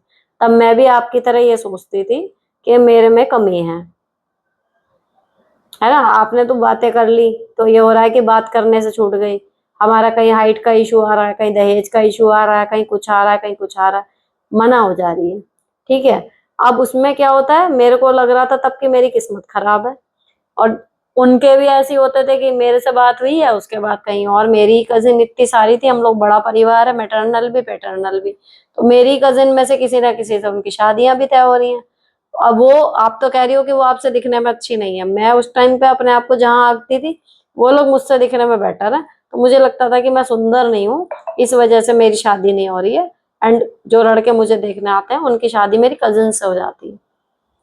1 साल बीता, ठीक है, यही सोचते हुए कि मेरी किस्मत खराब है, मैं इतनी सुंदर नहीं हूँ, जिसकी वजह से लड़के मुझे मना कर देते हैं। लेकिन आज की कंडीशन में बताऊं, फिर मेरी शादी मेरे हस्बैंड से हुई है, और अब जाके, अब क्या मतलब, शादी के 8-7 साल बाद ही हमें ये लगने लगा, जब आराध्या आरोही हो गई हमारी, उसके बाद जब मेरी पर्सनैलिटी चेंज होनी शुरू हुई है।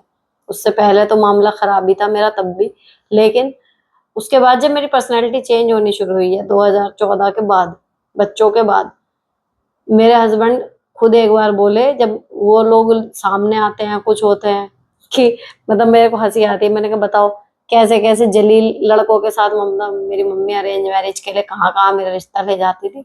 कितने तो ऐसे थे जिनको मतलब मैंने देखा भी नहीं, है ना। और अब देखा तो मेरे को गुस्सा आता था कि साला किस किस के सामने मेरा रिश्ता करवा दिया मम्मी ने, और सामने से मना करके जा रहा है अगला आदमी, जिसको मैं कभी हाँ ना करूं, ऐसे ऐसे लोग। ठीक है, मतलब मेरी तनख्वाह उस टाइम 9,000 है, और 4,500 कमाने वाला आदमी मना करके जा रहा है। तो सोचो कितनी बेइज्जती, और वैसा लगता होगा फ्रस्ट्रेटिंग। लेकिन इनसे हुई, और जिनसे नहीं हुई अब उनके हाल देख रही हूँ, उनकी पत्नियों के हाल देख रही हूँ, जो मेरी कजिन्स थी, जो मुझे लगता था कि ओहो इनकी हो गई और मेरे को छोड़ के इनकी हो गई, ये मुझसे बेटर है। अब जब मैं उनकी लाइफ देख रही हूँ, उनकी बॉन्डिंग देख रही हूँ, उनके हाल देख रही हूँ, आर्थिक रूप से, सामाजिक रूप से, भावनात्मक रूप से, और फिर मैं खुद को देख रही हूँ, तो मेरे लिए बेस्ट मेरे बंदे हैं जो, जिनसे मेरी शादी हुई है। मैं हमेशा कहती हूँ कि नारायण ने ना कस्टमाइज करके लड़का मेरे लिए डिजाइन किया हुआ है, ईच एवरीथिंग जो मेरे लिए बिल्कुल परफेक्ट होती है, मतलब वो उनमें कहना कॉम्पैक्ट एक पैकेज है मेरे हस्बैंड।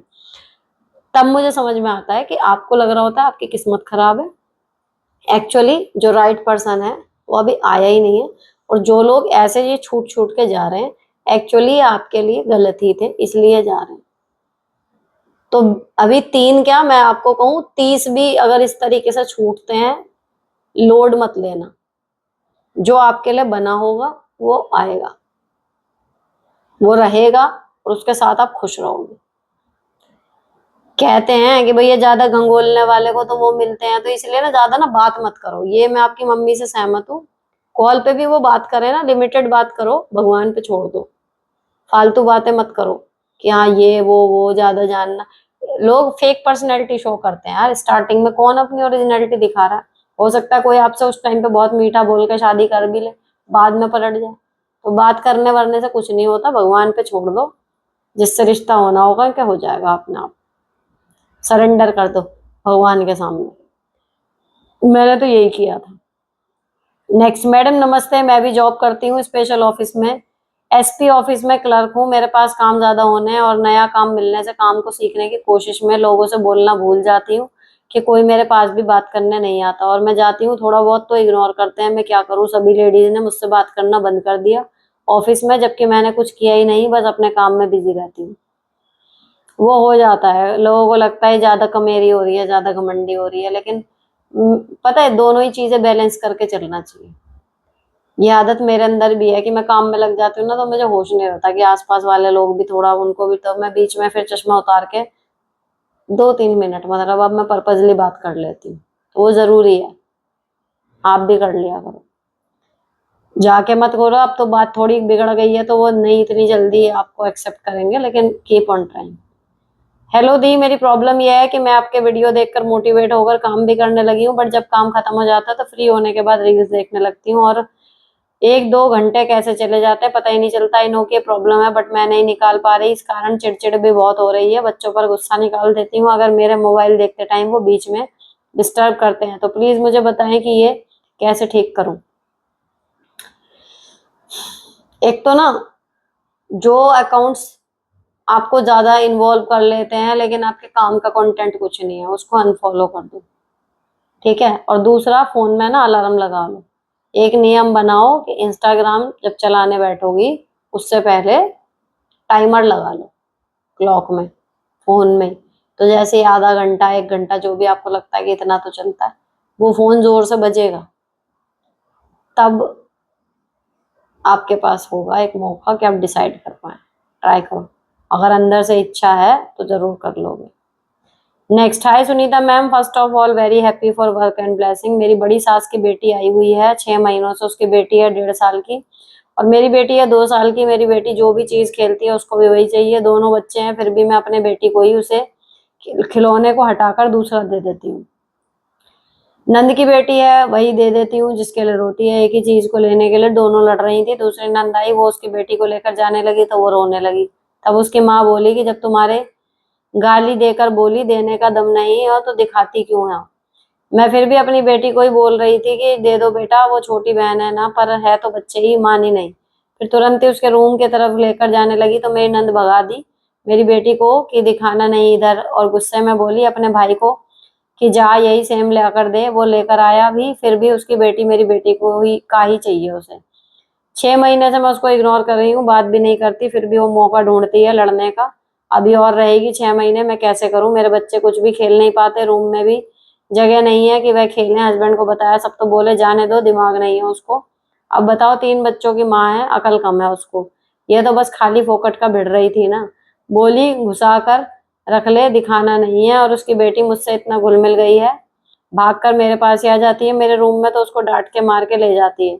उससे बड़ी बेटियों को बोलती है कि गई उसके पास तो बहुत मारूंगी। वो लोग मुझे बताती हैं कि मुमानी, हम लोग तुम्हारे साथ खेलना चाहते हैं पर मम्मी नहीं आने देती। अब कुल मिला के स्टेटस ये है कि वो गुस्से में अपने बच्ची को तुम्हारे पास नहीं आने दे रही। प्रॉब्लम सॉल्व,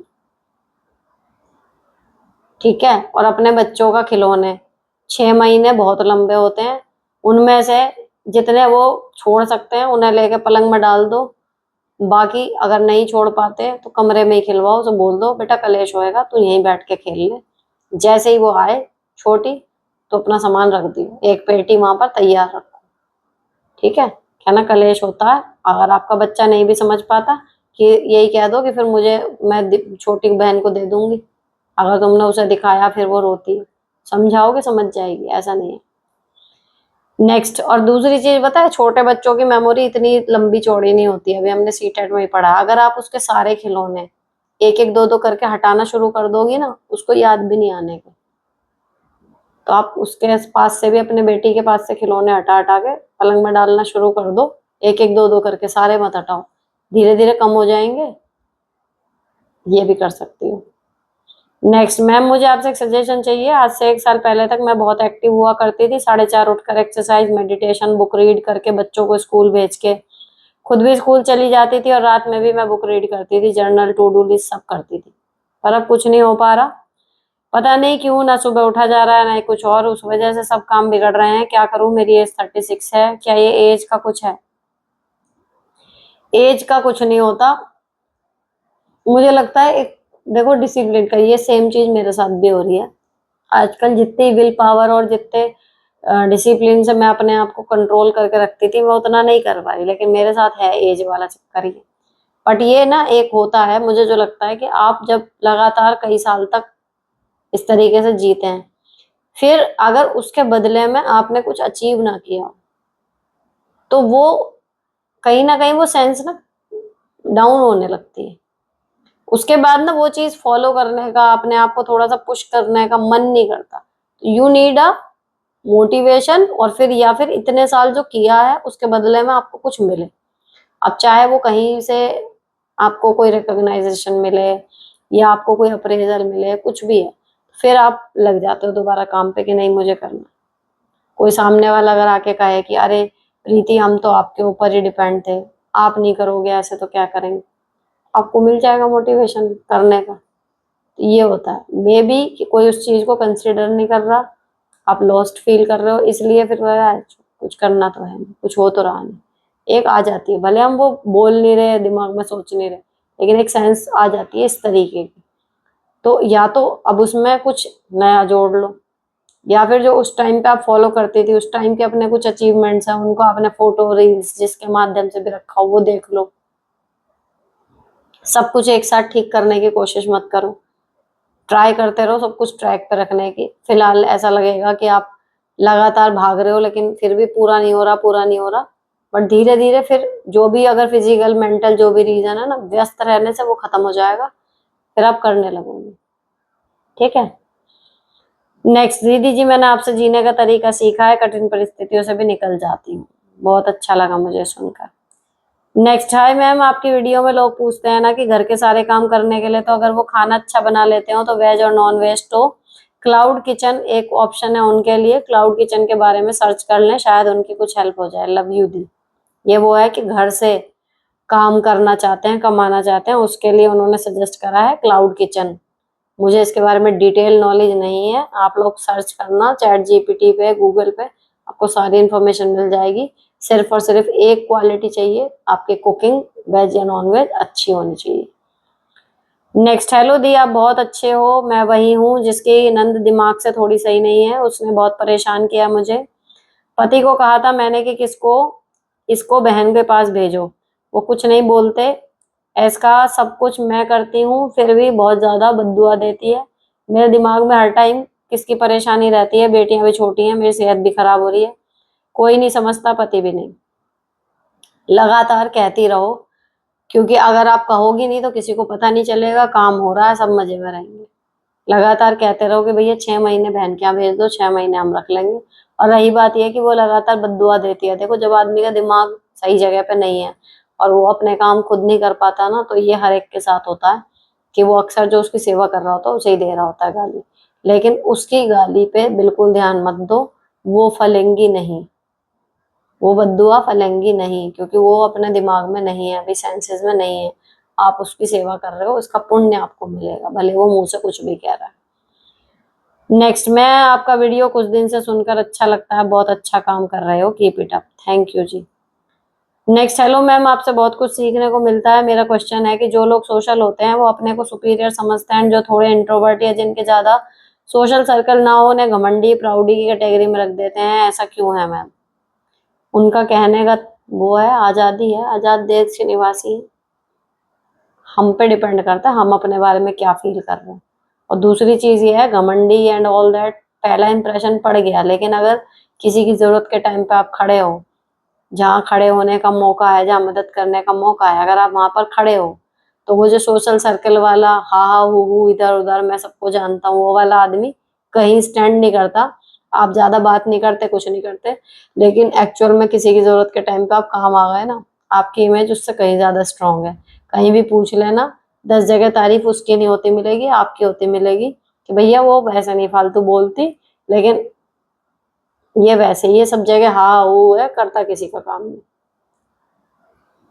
तो बात यह है कि सॉलिड मदद किसी की करते रहो, जो भी आपके सर्कल में है उसकी असली मदद करो, जो भी आपसे अच्छे से अच्छा बन पड़े। नेक्स्ट, दीदी मेरे पति मेरी बेटी के लिए पैसे जमा नहीं करते हैं, मैं सिलाई करती हूँ और मैं हरियाणा से हूँ, रहती मैं हूँ राजस्थान में, मेरी 2 बेटी हैं, मेरे पापा मम्मी नहीं है, और मैं ब्यूटी पार्लर का भी काम करती हूँ, मुझे पैसे कमाने का बहुत कीड़ा है, मेरे पति ड्रिंक करते हैं, मेरी बेटी बड़ी वाली 6th में है, मैं आपकी वीडियो सारी देखती हूँ, मैं ज्यादा पैसे कैसे कमाऊं, प्लीज रिप्लाई करना दीदी, माई फर्स्ट कमेंट। देखो ब्यूटी पार्लर का हो या सिलाई का काम हो, इसमें ना इतना बढ़ाने की गुंजाइश होती है, अगर आप में सच में हुनर है, आप सेम चीज यूट्यूब पर डालकर पैसे कमा सकते हो। आपके क्लाइंट्स इतने आ जाएंगे कि आप स्टाफ रखना पड़ जाए आपको। इसमें तो बहुत एक्सपेंड करने की गुंजाइश है। आप सोचो, और आपके दोनों काम ऐसे हैं कि इसमें आप बहुत पैसे कमा सकते हो। काम को बड़ा करने की सोचो।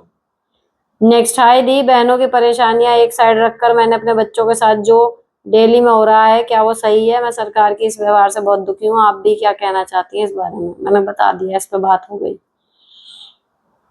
नेक्स्ट, हेलो मैम, मेरा बेटा 22 साल का है, पर ना तो वो ईश्वर को मानता है और साथ साथ लड़कियों और लेडीज के लिए भी उसकी ऐसी सोच है कि हमें कुछ भी काम करने के लिए अब लेडीज समझाएंगी। मैं उसके इस विचारों से बहुत अपसेट रहती हूँ। कल को शादी के बाद वो मैरिड लाइफ कैसे चलाएगा? मैं उसे कैसे समझाऊं? प्लीज मैम बताइएगा। देखो, ऐसा है, बेटे को समझाना कोई बड़ी बात नहीं है। उसके अकल ठिकाने ना 2 मिनट में लगा सकती है माँ। बी एशियन मॉम, जो अपने बच्चों को 1 मिनट में रोस्ट कर देती है जब वो कहते हैं कि तुम्हें तो नहीं पता ये वो एंड ऑल दैट। तो भैया माँ है हम, है ना? तो उस टाइम पे उसको बताओ। और दूसरी चीज, जब वो की लड़कियां हमें बताएंगी तो सीधे कहते कि हम भी महिला ही हैं। जब तुझे शूसु पोटी का भी पता नहीं था तो हमने ही करा था। वो आदमी नहीं बताते, वो हम ही बता रहे थे। ये जो तू खाना खा रहा है ना, ये महिलाएं बना रही है। घर जो साफ मिल रहा है, कपड़े धुले मिल रहे हैं, ये हम ही कर रहे हैं। ये सारे काम पहले खुद करके दिखा, तब पता चलेगा। रही बात बाहर की, ऐसे आदमियों को हमेशा लाइन पे लाने का सबसे बड़ा तरीका होता है कि कई काम ऐसे होते हैं, हमारे काम नहीं है, छोटे छोटे काम, भैया तू कर दे, भैया तू कर दे। उसको लगता है मैं पता नहीं कितनी बड़ी तोप हूँ। बिल्कुल एक दो काम ऐसे छोड़ो जो आदमियों के जिम्मे छोड़ रखे हैं। बाकी अपने से रिलेटेड अपने सारे काम, ऑनलाइन ऑर्डर बुक करना, ये वो सामान मंगाना, सब खुद कर लो। उनको जब ये लगता है ना कि इसको हमारी कुछ खास जरूरत है नहीं, जब औरत की इज्जत होनी शुरू होती है घर में।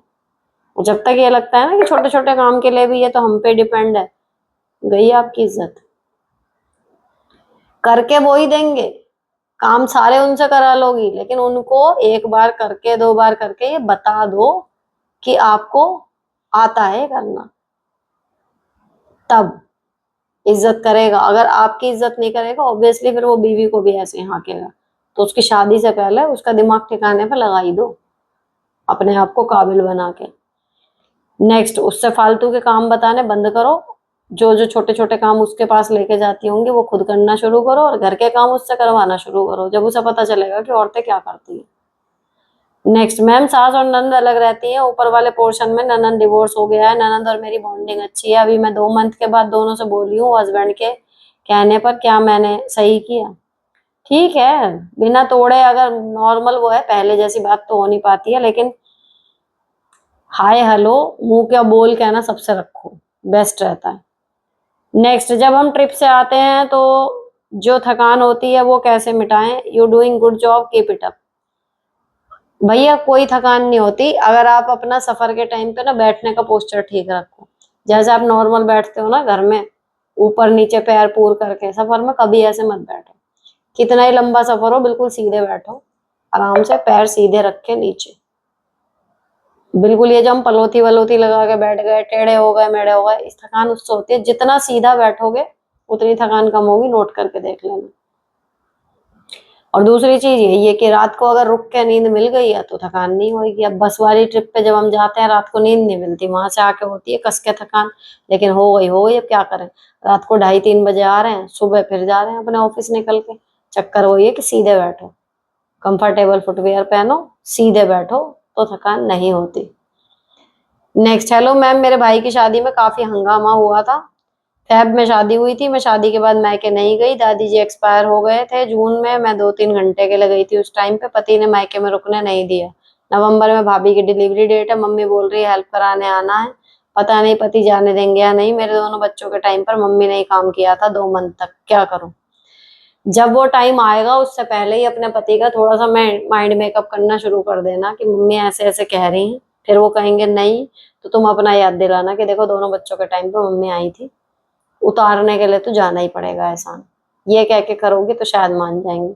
ये कहोगे नहीं मेरा घर है मैं तो जाऊंगी, ये वो, फिर उनकी ईगो हर्ट हो जाएगी। नेक्स्ट, दी, दिन में सोना नहीं चाहती पर सो जाती हूँ, क्या करूँ जिससे दोपहर में ना सोऊं? दोपहर में नहीं सोना है, उसके लिए देखो नशे की तरह होती है। दोपहर में बिल्कुल फिक्स टाइम पे आपको इतनी गहरी नींद आएगी, अगर आप 2 दिन या 1 दिन भी सो जाते हो। उसको अवॉइड करना ना नेक्स्ट टू इम्पॉसिबल होता है। लेकिन आप क्या करो, उस टाइम पे आप काम तो कर नहीं पाओगे। बस जगना है ये सोच के जगो, ठीक है। तो उस टाइम पे हल्का फुल्का, जैसे मान लो जब मैंने ये चीज अपने अंदर वो करी थी ना, तो बहुत मतलब मैं बहुत बड़ी चरसी थी क्या ना, दोपहर की नींद का भाई मेरा गुजारा नहीं होता था। शाम का टाइम में बीमार हो जाती थी, ऐसा लगता था बस बुखार के उठी हूँ अगर मैं दिन में नहीं सोई। मुझे दिन की नींद चाहिए ही चाहिए थी। अब जब मैं यहाँ आने वाली थी तो मुझे पता था कि भाई सिंगल हैंडेडली घर संभालना, दोपहर की नींद छोड़नी पड़ेगी, नहीं हो पाएगा। तो मैंने ऐसे ही अपना स्टेमिना बनाया था। तो मेरे सामने वाली घर में भाभी रहती थी, पड़ोसी, उनसे बहुत अच्छी बात थी। मैं जस्ट बैठ गई उनके पास जाके, हम बातें कर रहे हैं, मतलब कोई काम नहीं कर रहे हैं, नींद आ रही है लेकिन हम बातें कर रहे हैं। और दूसरी चीज, रात का जो काम है, अगर मैं पहले 7 बजे शुरू करती थी तो वो काम मैं 5 बजे से शुरू करना शुरू कर देती थी। तो एक होता है ना जैसे टाइम काटते हैं हम, वो वाला कि आपको टाइम काटना है। और फिर शाम का काम जल्दी शुरू कर दो, क्योंकि ऑब्वियसली आप थक जाओगे। और फिर आप रात को जल्दी सो जाओ। और 1-2 बार आपने शुरू कर दिया ना ये चीज, 1 हफ्ता लगेगा मुश्किल से, फिर आपकी नींद खत्म, फिर नहीं आने की, फिर आप मस्त काम करो। नेक्स्ट, मैम मेरे भैया अमेरिका शिफ्ट हो गए हैं, राखी भैया दूज कैसे कंटिन्यू रखूं उनके साथ? अभी तक तो मैं मायके में ही राखी मिठाई दे देती थी, बट बार बार मन में आता है इसका भी क्या फायदा है, भैया के पास तो कुछ पहुंच नहीं रहा। सही बात है, ऑनलाइन बस मिल लिया करो उस टाइम पे। और अगर वहां पर भिजवाने का कुछ जुगाड़ हो तो वो कर सकते हो, नहीं तो बस ऑनलाइन कॉल कर लिया करो त्योहार पे। ऐसे मेंटेन होगी, और जिस त्योहार पे वो यहाँ अवेलेबल हो उस त्योहार पे चली जाए, ये कर लो।